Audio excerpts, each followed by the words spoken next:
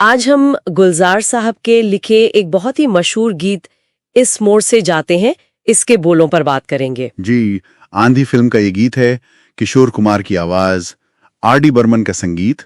तो आज कोशिश रहेगी कि इन शब्दों में जो गहराई है उसे समझें। बिल्कुल। तो शुरू करते हैं। पहली ही लाइन एक सीन बना देती है ना। इस मोड़ से जाते हैं कुछ सुस्त कदम रास्ते, कुछ तेज कदम राहें। हाँ, ये साफ है कि जिंदगी के किसी अहम मोड़, किसी चौराहे की बात हो रही है, जहां से रास्ते निकलते हैं, कुछ धीरे चलते हैं, कुछ बहुत तेजी से। एक ही जगह से शुरू होकर, पर सफर और रफ्तार बिल्कुल अलग। और दिलचस्प बात यह है, जैसा आपने कहा, कि सिर्फ रफ्तार ही नहीं, मंजिलें भी कितनी अलग अलग हैं। हाँ, गीत में जिक्र आता है ना पत्थर की हवेली का, शीशे के घरौंदे और तिनकों के नशे मन तक का। हम्म। तो ये दिखाता है कि एक ही मोड़ से चलकर जिंदगी में कितने अलग अलग मुकाम या शायद हालात तक पहुंच सकते हैं। शायद ये इस पर निर्भर करता है कि हमने रास्ता कौन सा चुना है ना। हो सकता है पत्थर की हवेली मजबूत तो है, पर क्या उसमें वो नाजुकी होगी जो शीशे के घरौंदे में है, या वो बेफिक्री जो तिनकों के नशेमन में। बिल्कुल। हर रास्ते की अपनी बात है, अपने फायदे नुकसान। ये तो बहुत अच्छा नुक्ता है। अच्छा, और एक रास्ता है जो बिल्कुल अलग मिजाज का है। आंधी की तरह उड़कर एक राह गुजरती है। हाँ, ये सुन के लगता है जैसे कोई बहुत तेज फैसला हो, या शायद कोई मौका जो एकदम से आया और गया। जी, पलक झपकते ही पकड़ लिया तो ठीक, वरना गया। और इसी तेजी के बिल्कुल उलट एक और तस्वीर, शर्माती हुई कोई कदमों से उतरती है। कितनी खूबसूरत पंक्ति है। ये किसी रास्ते से जुड़ा इंसानी जज्बात को दिखाती है। शायद कोई नया रिश्ता जिसकी शुरुआत थोड़ी धीमी, थोड़ी झिझक भरी हो। हाँ, या कोई ऐसा रास्ता जिस पर चलने में एक लिहाज हो, एक शर्मीलापन। वाह, तेजी भी और ये ठहराव भी। यही तो कमाल है गुलजार साहब का, सच में।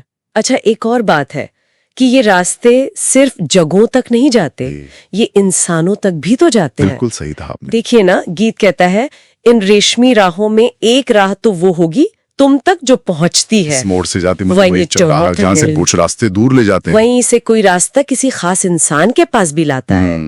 तो ये जिंदगी के सफर में मंजिलों और रिश्तों का गहरा जुड़ाव दिखाता है। वही मोड़ जुदाई भी दे सकता है और मिलाप भी। सही। और फिर एक रास्ता है जो थोड़ा कंफ्यूज सा लगता है। हाँ, वो वाला एक दूर से आती है, पास आके पलटती है। एक राह अकेली सी, रुकती है न चलती है। ये क्या है, कोई दुविधा? हाँ, लगता तो है वो अनिश्चितता, जहाँ समझ नहीं आता कि आगे बढ़ें या लौट जाएं।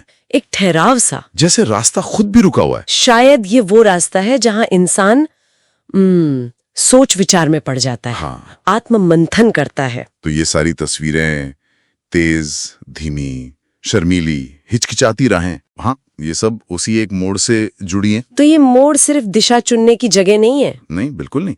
ये भी बताता है कि हर रास्ते का अपना एक कैरेक्टर होता है, अपना मिजाज, और उससे जुड़े एहसास भी अलग होते हैं। जी, हर राह की अपनी कहानी है जो उस मोड़ से ही शुरू होती है। तो कुल मिलाकर ये मोड़ जिंदगी के बहुत अहम, बहुत क्रिटिकल मोमेंट्स का सिंबल है। बिल्कुल, जहां से रास्ते सिर्फ अलग नहीं होते, बल्कि उनकी रफ्तार, मंजिलें, एहसास, रिश्ते, सब कुछ बदल जाता है। और गुलजार साहब ने कितनी आसानी से, कितने खूबसूरत शब्दों में इस पूरी उलझन को, इस चुनाव को रख दिया हमारे सामने।